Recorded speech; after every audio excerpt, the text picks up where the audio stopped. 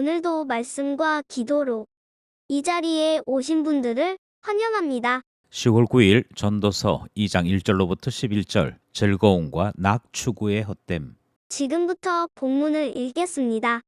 나는 내 마음에 이르기를 자 내가 시험 삼아 너를 즐겁게 하리니 너는 낙을 누리라 하였으나 보라 이것도 헛되도다.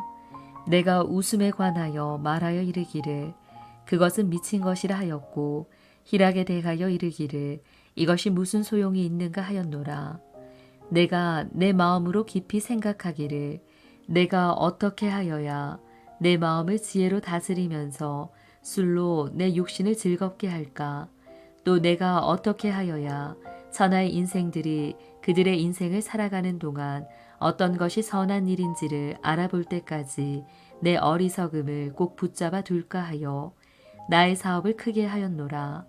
내가 나를 위하여 집을 짓고 포도원을 일구며 여러 동산과 과원을 만들고 그 가운데에 각종 과목을 심었으며 나를 위하여 수목을 기르는 삼림에 물을 주기 위하여 못들을 팠으며 남녀 노비들을 사기도 하였고 나를 위하여 집에서 종들을 낳기도 하였으며 나보다 먼저 예루살렘에 있던 모든 자들보다도 내가 소와 양떼의 소유를 더 많이 가졌으며 은금과 왕들이 소유한 보배와 여러 지방의 보배를 나를 위하여 쌓고 또 노래하는 남녀들과 인생들이 기뻐하는 처첩들을 많이 두었노라. 내가 이같이 창성하여 나보다 먼저 예루살렘에 있던 모든 자들보다 더 창성하니 내 지혜도 내게 여전하도다. 무엇이든지 내 눈이 원하는 것을 내가 금하지 아니하며 무엇이든지 내 마음이 즐거워하는 것을 내가 막지 아니하였으니 이는 나의 모든 수고를 내 마음이 기뻐하였음이라. 이것이 나의 모든 수고로 말미암아 얻은 몫이로다. 그 후에 내가 생각해 본즉 내 손으로 한 모든 일과 내가 수고한 모든 것이 다 헛되어 바람을 잡는 것이며 해 아래에서 무익한 것이로다. 본문 해석입니다. 공휴일인 한글날에도 우리는 말씀으로 하루를 시작하게 됩니다. 전도서 말씀을 함께 묵상하는 가운데 있지요. 전도서 1장 1절로부터 3장 15절이 첫 번째 단원입니다. 그리고 이 첫 번째 단원의 주제는 해 아래 모든 것이 헛되다 하는 내용을 담고 있습니다. 3장 16절로부터 둘째 단원이 시작하는데 둘째 단원도 또 내가 해 아래에서 보건대 라는 말씀으로 시작하는데 그 주제 또한 헛되다 하는 내용이 반복해서 등장하지요.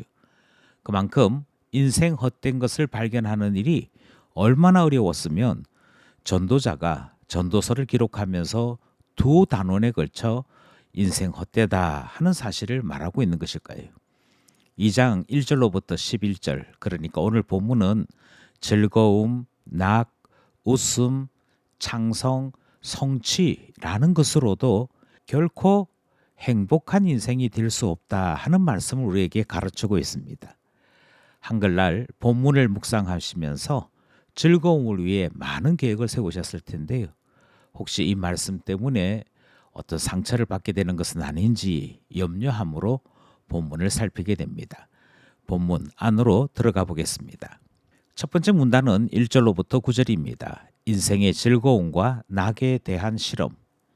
이 장에서는 헛된 인생을 살지 않으려고 몇 가지 시도들이 소개됩니다. 낙을 누리는 것에 대한 소개로 출발하지요. 물론 결과는 헛되다 하는 평가를 받습니다. 헛되다 하는 히브리 말의 뜻은 바람 같다, 안개 같다, 있는 것 같은데 막상 보면 잡히는 것이 없다 하는 뜻을 담고 있습니다. 웃고 즐겁게 지냈는데 그래서 결국 무엇이 남았는가 하는 것을 생각해 보면 우리 인생에 유익된 것이 없더라 하는 말씀이 2절 말씀입니다. 저는 이 말씀을 대하면서 혹시 텔레비전 보는 시간이 이와 같은 것은 아닌가 생각해 보았습니다. 이 말씀과 너무도 유사하지 않습니까? 어떤 드라마를 보면서 즐거웠습니다. 나름 행복하다고 느꼈습니다. 소위 저녁이 있는 삶을 누리는 그 만족이 있었던 것이지요. 하지만 전도서 말씀을 따라 다시 한번 곰곰이 생각해 보면 그 모든 시간은 바람을 잡으려는 것과 같습니다. 우리 인생에, 우리 영혼에 유익된 것은 사실 아무것도 없습니다.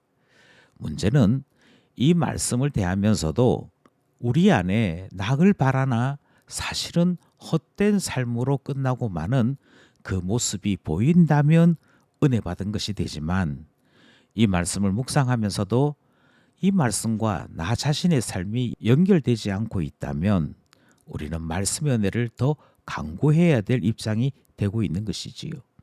말씀을 통해 우리가 보였으면 좋겠습니다. 이어서 전도자는 자신의 간증을 소개합니다. 허무하지 않기를 원하여 낙으로 인생을 채우고 수많은 수고를 했다라고 소개합니다. 먼저 택한 방법은 술로 내 육신을 즐겁게 해보자 하는 것인데요. 3절 말씀이 그렇게 소개하고 있지요. 그리고 같은 3절에서 다른 사람들은 어떻게 사는지 살펴보는 일도 했다라고 소개합니다. 4절에서는 사업을 벌려보았다라고 이야기합니다. 집, 포도원, 여러 동산을 꾸미는 일, 가수원 만드는 일, 각종 과목과 수목을 기르는 살림을 만드는 일, 물을 공급하는 저수지를 만드는 일 등등이 소개됩니다. 이는 일하여 보람을 찾아보겠다 하는 인생에 대한 계획이었던 것이지요. 그 다음으로 시도한 것은 다소 기괴합니다. 7절 8절에 소개된 말씀인데요. 남녀 노비를 사서 많은 노비를 거니는 일을 시도했습니다. 집에 더 많은 종들이 필요한 것 같아서 종에게서 자녀를 출산하여 자신의 집에 종으로 부렸습니다.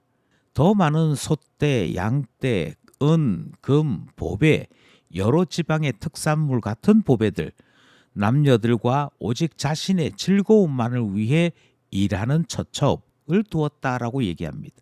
여기서 등장하는 처첩들은 일종의 기품조 같은 역할을 한 사람들이지요. 이것은 현대인들의 중병인 소유욕과 연결된 삶인데, 전도서는 헛된 삶이다. 아무리 이것으로 헛된 인생 면하려고 해도 결과는 역시 헛되다 하는 말씀을 주고 있는 것입니다. 그러니까 성취욕이라고 하는 것이 낙을 추구합니다만, 그러나 그것이 결코 유익된 인생을 만드는 것 아니다 하는 말씀을 전하는 것이지요. 나는 결코 헛된 인생 살지 않으려 했으나 바람은 그러했음에도 이루지 못하는 일이 되더라 하는 것을 우리에게 가르치고 있기 때문입니다. 여기까지 첫 번째 문단 말씀입니다. 둘째 문단은 10절 11절입니다. 전도자의 결론. 둘째 문단은 다시 헛된 인생이 되지 않으려고 즐거움과 기쁨을 위해 열심을 다했던 자기 자신을 소개합니다. 여기에 말하는 수고는 공로, 업적, 스펙으로도 불려질 수 있습니다. 모든 인생은 잘 살아보려고 오늘도 열심히 일하고 수고하는 것과 똑같은 모습이라 말씀드릴 수 있지요. 수고 그 자체가 즐거움이 되고 내가 이루어 놓은 업적이 나의 자부심, 만족이 될 거라 생각하여 전력 투구했다 하는 말씀입니다. 그러나 11절은 다시 손으로 행한 모든 일과 수고하여 이루어 놓은 모든 것이 다 헛것이더라. 바람을 잡으려는 것 같아서 결국 무익하더라. 그렇게 말씀하고 있습니다. 오늘 우리는 이 장에 있는 말씀을 대하고 있습니다.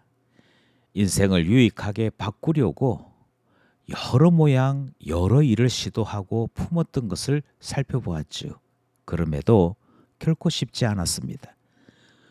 열심히 살았지만 행복할 거라는 속임에 빠지고만 말았지 그 행복을 누구도 가지지 못하더라 하는 말씀 대하는 것이지요. 자신의 삶, 자신의 계획을 신앙보다 앞에 두는 많은 사람들이 보입니다. 하지만 전도서 말씀은 실패하고 만다 그렇게 가르치고 있지 않습니까? 이 말씀이 우리의 삶을 비추는 거울이 되어야겠습니다. 그리고 과연 무엇이 우리의 인생을 유익되고 복되게 하는 것일까? 더 깊이, 더 많이 질문해야 하는 것이지요. 거기에서 우리의 모든 소망이 되시는 예수님을 만나게 될 때 우리의 인생은 헛된 것이 아니라 값진 인생 되는 것이라 믿는 것입니다. 오늘도 말씀과 기도로 값진 인생을 살아가는 우리 모두 되기를 간절히 소원합니다.